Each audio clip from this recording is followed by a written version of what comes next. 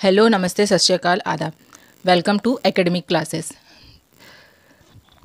तो जैसे कि आपको पता है कि महिला पर्यवेक्षक एवं आंगनवाड़ी कार्यकर्ता के लिए हमारा बैच चल रहा है, जिसकी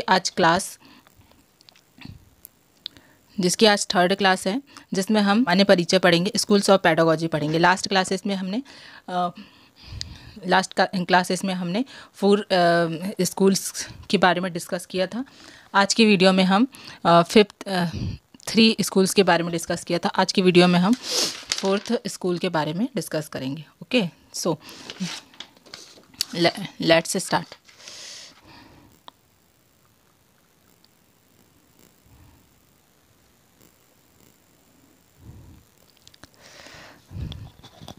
तो मनोविज्ञान के संप्रदाय क्या क्या होते हैं? मनोविज्ञान के संप्रदाय, स्कूल्स ऑफ साइकोलॉजी, मनोविज्ञान। ओके, लास्ट क्लास में हमने देखा था संरचनावाद, प्रकार्यवाद, मनोविश्लेषणात्मकवाद और व्यवहारवाद। तो संरचनावाद के प्रवर्तक कौन थे? संरचनावाद के प्रवर्तक थे विलियम वुंट। आई होप आप लोगों को लर्न होगा। सेकंड था प्रकार्यवाद। प्रकार्यवाद के प्रवर्तक थे विलियम जेम्स। मनोविश्लेषणात्मकवाद के प्रवर्तक थे सिगमंड फ्रायड एंड व्यवहारवाद के प्रवर्तक थे वॉटसन। तो आज हम इसके आगे के जो भी संप्रदाय थे उनके बारे में डिस्कस करेंगे। लास्ट वीडियो में हमने व्यवहारवाद के बारे में थोड़ा बहुत चीज़ें डिस्कस कर लिया था। जैसे कि हमने जाना था कि उनके समर्थक कौन कौन से थे। मैंने आपको उनके समर्थक की लिस्ट नाम याद करने के लिए एक ट्रिक भी बताया था। ओके, तो उसी के आगे हम कंटिन्यू करते हैं। एक बार मैं रिपीट करवा देती हूँ कि उनके समर्थक कौन कौन थे। समर्थक की बात करूँ तो मैं उनके समर्थक थे पावलोव। ओके, दूसरे थे मैकडूगल, हल, वुडवर्थ और स्कीनर। ठीक है, तो ये सारे जो थे उनके समर्थक थे, जो कि लास्ट क्लास में हमने डिस्कस कर लिया था। आज हम पढ़ेंगे कि वॉटसन ने व्यवहारवाद के बारे में क्या स्टेटमेंट दिए थे, क्या उनके विचार थे। ओके, तो देखते हैं हम।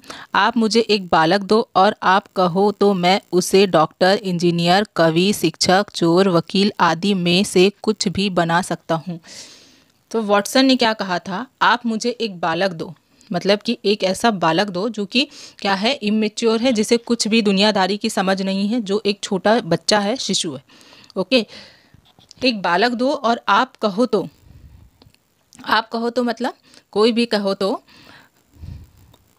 कहो तो मैं उसे डॉक्टर बना सकता हूँ, इंजीनियर बना सकता हूँ, कवि बना सकता हूँ, शिक्षक बना सकता हूँ, चोर बना सकता हूँ, वकील बना सकता हूँ। ओके, तो व्यवहारवाद मतलब कि यही हुआ कि मानव जो है व्यवहार का अध्ययन करता है। जैसे वो व्यवहार में रहेगा वैसा वो उस चीज़ को वो धारण करेगा। तो अगर हमें किसी बच्चे को इंजीनियर बना रहा है तो हमें उसे इंजीनियर बनाने के लिए शिक्षा देना पड़ेगा। कवि बनाना है तो कवि बनाने के लिए शिक्षा देना पड़ेगा। शिक्षक बनाना है तो शिक्षक से रिलेटेड या फिर शिक्षकों के बीच में रखना पड़ेगा। चोर बनाना है तो चोर के बीच में रखना पड़ेगा। वकील बनाना है तो वकील के बीच में रखना पड़ेगा। मतलब जिस बच्चे को हमें जो चीज़ बनाना होता है, हमें उसे स्टार्टिंग से ही वही जानकारी देना पड़ता है, वही चीज़ें उसे सिखाना पड़ता है, उन चीज़ों के बारे में उसे जानकारी देना पड़ता है। ओके, तो बच्चा जो है वो स्वयं से कुछ नहीं बनता है, उसे जो बताया जाता है, उसके आसपास के वातावरण में जो चीज़ें चलती रहती है, जो उसके व्यवहार में आती है, वही चीज़ों से वो अपने मन में धारण करता है और वही उसी से वो जो भी है वो बनता है। ओके, तो ये किसने बताया था? ये वॉटसन के क्या थे? विचार थे। अब बात करते हैं स्टैनली हॉल ने क्या बताया था। कल मैंने आपको समर्थन में हल करके बताया था, लेकिन ये हॉल है, वो हमने याद करने के लिए वो चीज़ मैंने आपको एक नाम ऐसा हल बताया। ओके, सो स्टैनली हॉल ने क्या बताया था? बच्चों का माइंड खाली स्लेट के भांति होता है, इस पर बालक अपने अनुभवों को लिखता है। बच्चों का जो माइंड है वो कैसा होता है? एक खाली स्लेट के जैसे होता है, बिल्कुल एक कोरी पेज या फिर एक खाली स्लेट के जैसा। उसमें वो जो चीज़ें अपने आजू बाजू के वातावरण में देखता है वही चीज़ें वो सीखता है और उन्हीं अनुभवों को वो लिखता है। अगर उसने देखा कि कोई बच्चा चोरी कर रहा है, ओके, कोई बच्चा चोरी कर रहा है तो वो किस चीज़ को सीखेगा? चोरी करना सीखेगा। अगर उसके आजू बाजू के वातावरण में कोई शिक्षक है तो वो शिक्षा को सीखेगा। उसके वातावरण में बच्चे स्कूल जा रहे हैं तो वो भी स्कूल जाना सीखेगा, जैसा उसको माहौल मिलेगा वैसे ही वह चीज़ें सीखता जाएगा। तो स्टैनली हॉल का कथन बहुत ही अच्छा था कि बच्चों का माइंड खाली स्लेट के जैसे होता है और उस पर वह अपने अनुभवों को क्या करता है, लिखता है। इसे कैसे याद रखेंगे कि ये इन्होंने क्या स्टेटमेंट दिया था, जैसे कि आपको दिख रहा है स्टैनली, ओके, और यहाँ पे हमारा एक कोड वर्ड छुपा है सिलेट। समझ में आ रही बात? तो इस टाइप से आप इसे लर्न कर सकते हैं। अब वुडवर्थ जो थे ये भी उनके समर्थक थे। अब इन्होंने क्या बताया, इन्होंने बताया विकास जो है वो बराबर होता है किसके, वंशानुक्रमित क्रम मल्टीप्लाई वातावरण के अंतःक्रिया का परिणाम। Okay, development is a result of interaction between inheritance and environment. Okay, जो डेवलपमेंट जो है किसका किसका रिजल्ट होता है, इनहेरिटेंस और इन्वायरमेंट का रिजल्ट होता है। अब इन्होंने क्या स्टेटमेंट दिया, इन्होंने अपने स्टेटमेंट में बताया मनोविज्ञान ने पहले आत्मा का त्याग कर दिया, फिर मन का त्याग कर दिया, फिर चेतना का त्याग कर दिया और उसके बाद में किसको अपनाया, व्यवहार को अपनाया। लास्ट क्लास में फर्स्ट क्लास में हमने ये जाना था कि मनोविज्ञान कहाँ से प्रारंभ हुआ, पहले मनोविज्ञान को क्या कहा जाता था, फिर क्या कहा जाता था, इस प्रकार से अभी क्या कहा जाता है। तो वुडवर्थ ने भी बहुत अच्छा कथन बताया है कि मनोविज्ञान ने सबसे पहले क्या किया, आत्मा को त्यागा। सबसे पहले मनोविज्ञान को आत्मा का भी विज्ञान कहा जाता था, फिर उसे मन के विज्ञान कहा जाने लगा, फिर उसे चेतना का विज्ञान कहा जाने लगा, उसके बाद में अब क्या कहते हैं, व्यवहार का विज्ञान कहते हैं। तो मनोविज्ञान ने क्या किया है, पहले आत्मा को त्याग दिया, फिर मन को त्याग दिया, फिर चेतन को त्यागा और उसके बाद में व्यवहार को अपनाया है। ठीक है, तो ये जो थे ये किसके कथन थे, ये वुडवर्थ के कथन थे। तो यहाँ पे आपका जो है व्यवहारवाद खत्म हो जाता है। उनके समर्थक के क्या क्या कथन थे ये भी हमने देख लिया और वॉटसन की क्या स्टेटमेंट था ये भी हम लोग ने देख लिया। अब बात करते हैं फिफ्थ संप्रदाय की, गेस्टाल्टवाद की। गेस्टाल्टवाद क्या है, गेस्टाल्टवाद की अगर मैं बात करूं तो गेस्टाल्ट जो वर्ड है ये जर्मनी भाषा का शब्द है जिसका अर्थ होता है संपूर्णता। जिसका अर्थ क्या होता है, कंप्लीटेंस होता है, मतलब कि संपूर्णता होता है।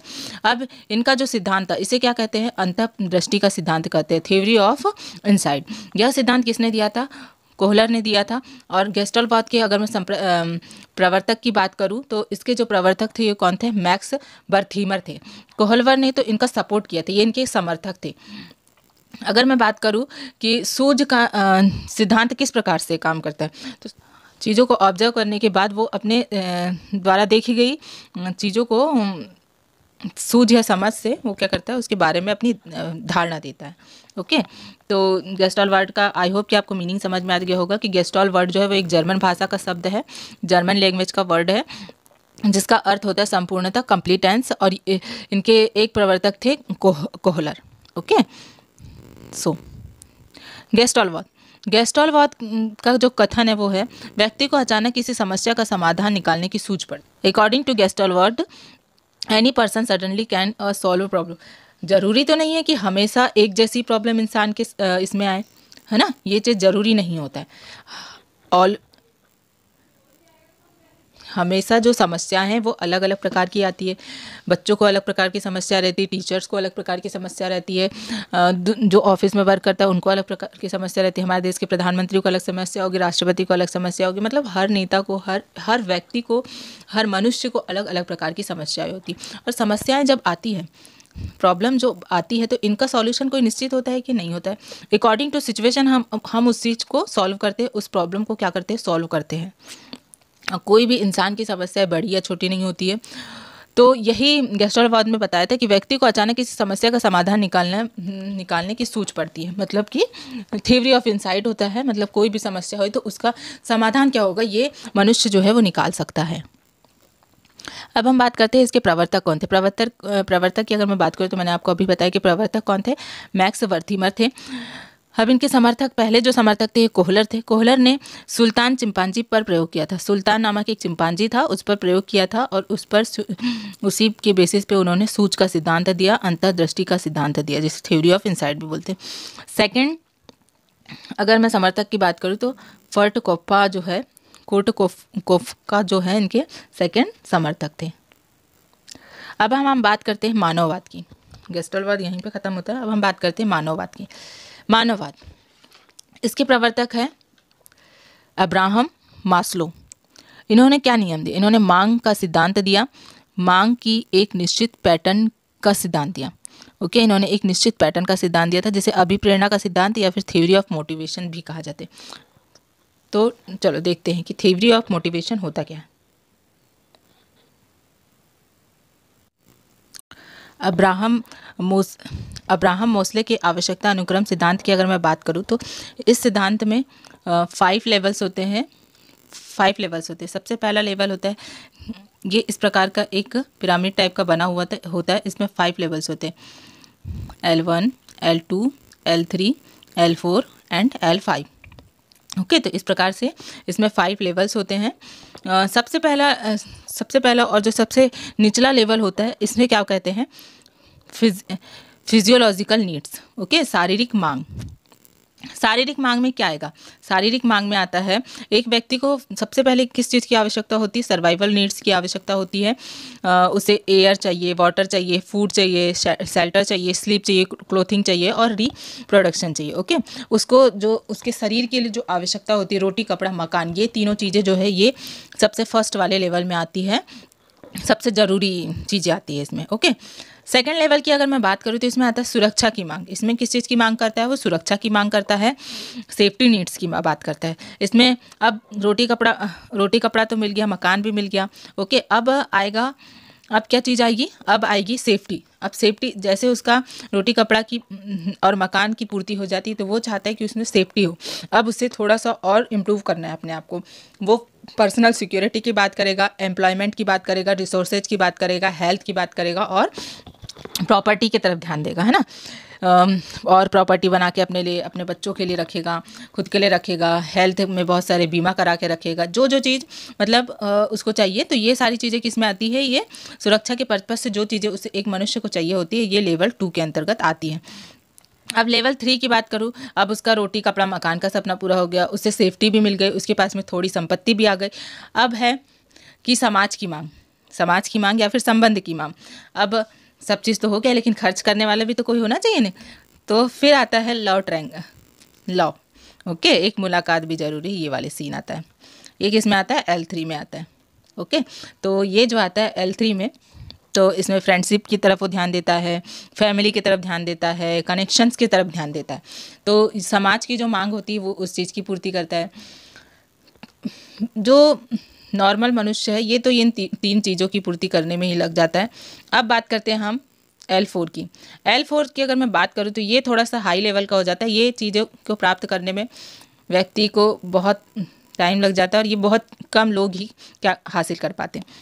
सम्मान की मांग, डिमांड ऑफ प्राइस की मांग। ओके, इसमें रिस्पेक्ट चाहिए होती है इंसान को, सेल्फ एस्टीमेट चाहिए होता है, स्टेटस चाहिए होता है, स्ट्रेंथ चाहिए होती है, फ्रीडम चाहिए होती है। तो इसमें क्या होता है, उसको अपना सम्मान बहुत प्यारा होता है। एक एज के बाद में हमको लगने लग जाता है कि हमें वो सम्मान चाहिए, देना चाहिए, हम बड़े हैं। ओके, हमें समाज से सम्मान मिलना चाहिए, इज्जत मिलना चाहिए। ये चीज़ें आती है किसमें? L4 में, लेवल 4 में। अब आती है बात L5 की। L5 की अगर मैं बात करूं तो इसमें आता है आत्मसिद्धि की मांग। ये तो बहुत ही कम व्यक्ति या कम मनुष्य की अगर मैं बात करूं तो ये यहाँ तक पहुँच पाते हैं इन सारी चीज़ों को पार करने के बाद में। इसमें आता है आत्मसिद्धि, self actualization, desire to become the most that one can be. मैं कौन हूँ, मैं किसके लिए बना हूँ, मैं किस चीज़ के लिए बना हूँ, मैं कौन हूँ। आत्मसिद्धि मतलब कि सारे मोह माया त्याग करके जो इस यहाँ तक के पहुँचता है वो कहलाता है आत्मसिद्धि। जैसे कि विक्रम बत्रा ने क्या किया था, आई होप कि आप लोग ने पिक्चर देखा होगा, मैंने उतनी ज़्यादा नहीं देखी, फिर मैं आपको बता रही हूँ कि उन्होंने क्या किया था। बाकी अपने सैनिकों को हटा के उन्होंने अपनी जान की बाजी दी थी। और बहुत सारे ऐसे हैं वीर सपूत जो अपनी जान की बाजी लगाकर देश की रक्षा करते हैं। ये आते हैं सेल्फ एक्चुअलाइजेशन में। जैसे कि हमारे देश के प्रधानमंत्री, वो भी देश के लिए बहुत अच्छा कर रहे हैं।